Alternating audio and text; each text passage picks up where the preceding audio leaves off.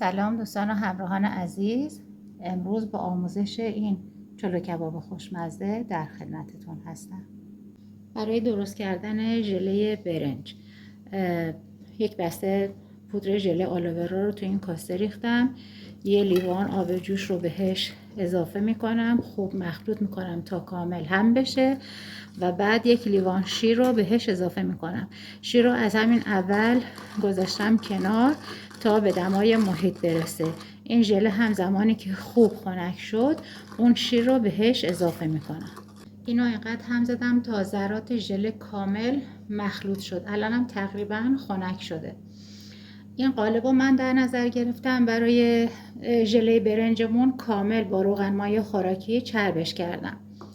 الان این شیر رو به ژله اضافه میکنم و خوب مخلوط میکنم و بعد توی قالب میریزم و چندین ساعت توی یخچال قرار میدم تا کامل سفت بشه.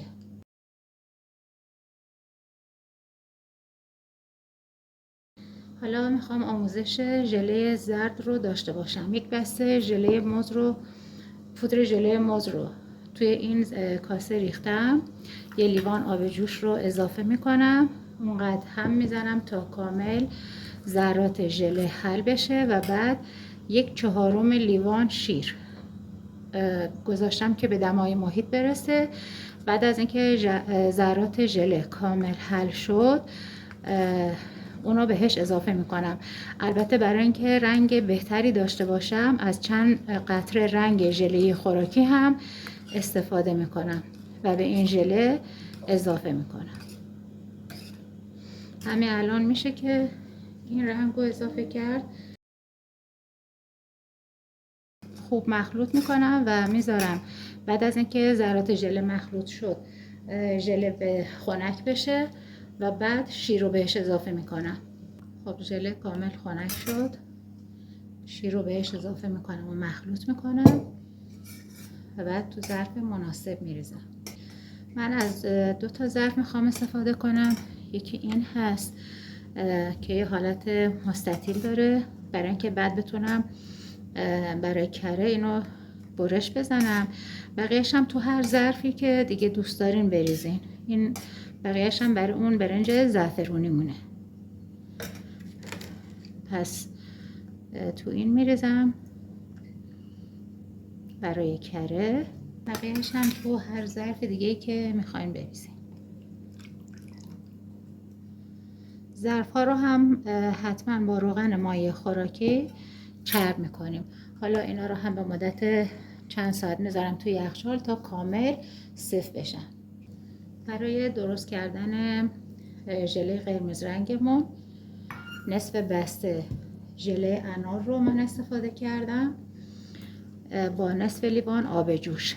اینو کامل حل میکنم و از 1/4 لیوان کمتر هم از شیر میخوام استفاده کنم. مجددا باز تاکید میکنم که شیر رو حتما توی دمای محیط قرار بدید که زمانی که میخواین به این ژله حل شد اضافه کنید همدمان باشن با هم دیگه. برای اینکه رنگ قشنگتری هم به هم بده چند قطره رنگ خوراکی رو هم بهش اضافه میکنم، به خاطر که وقتی که شیر رو ما به این اضافه میکنیم رنگ قرمزش خب کم رنگ تر میشه. بعد من از قالب سیلیکونی میخوام استفاده کنم که همون قالب سیلیکونی رو هم چربش کردم.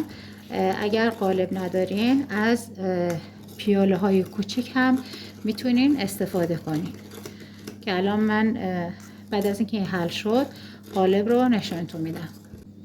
پودر ژله کامل توی آب جوش حل شده. من از این قالب سیلیکونی میخوام استفاده کنم. این سایزشو اینا که توی تیکه از این سیلیکون چند سایز دایره‌ای هست، نیم کره‌ای.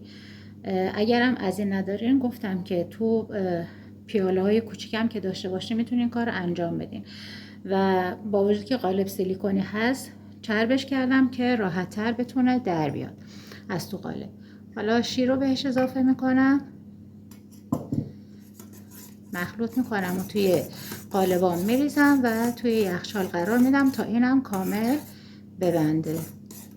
برای درست کردن اون کباب ژله‌ایمون به چیزی که نیاز داریم یک بسته ژله کولا یا نوشابه هست که با 1 لیوان آب جوش اینو من مخلوط میکنم. به چیز دیگه که نیاز داریم یک بسته پتیبور کاکائویی هست و 8 دونه هم خرما که هم پوست هم هسته‌شون رو گرفتم و این 3 ماده رو با هم دیگه مخلوط میکنم. پودر ژله کامل حل شد. بیسکویت هم یه مقدار خورد کردم. حالا اینو بهش اضافه میکنم و با هم دیگه مخلوطشون میکنم تا یه خمیر 1 دستی رو بهم بده. خمیرمون به این شکل در اومد. الان یه مقدار دستم هم نمناک کردم. این کف این ظرفم چرب کردم. یه مقدار انگشتامم تو آب میزنم که راحت تر بتونم کباب رو شکل بدم.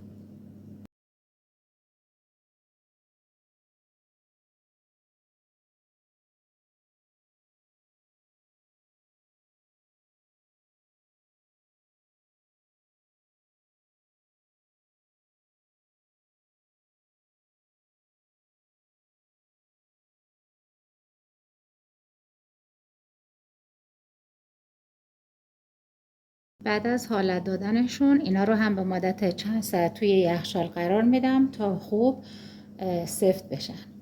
ژله هامون آماده شد. الان میریم که مراحل بعدی رو انجام بدیم. اینا که من برش میزنم به شکل کره، از توی قالب درش میارم، بعد برش میزنم که به شکل کره در بیاد. ژله سفید رو هم با رنده درشت رنده میکنم برای برنج سفید.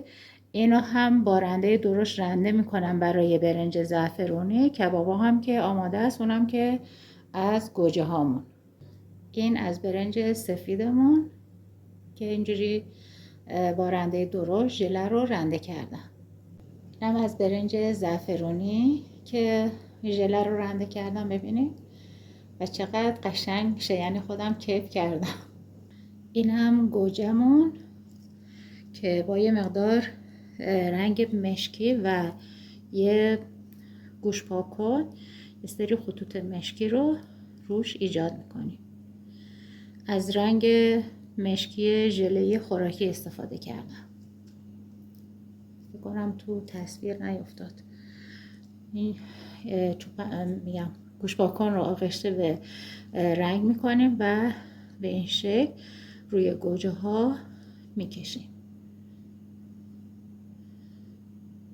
اینم از گوجه‌مون.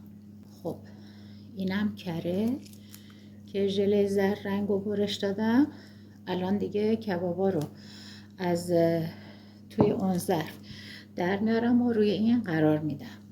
خب کبابا رو خیلی به ملایمت باید با پشت چاقو از این ظرف جدا کنیم.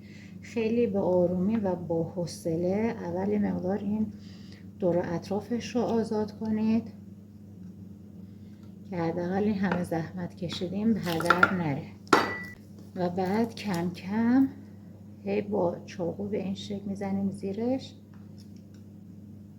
که از ظرف بتونیم جداش کنیم.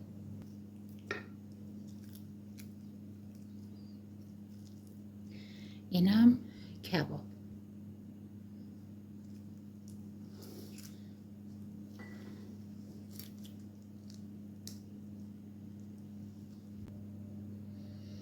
اینم پایان آموزش امروز. ژله چلو کباب یا چلو کباب ژله‌ای. امیدوارم که از این آموزش راضی بوده باشید. تا آموزش بعدی، خدا نگهدارتون.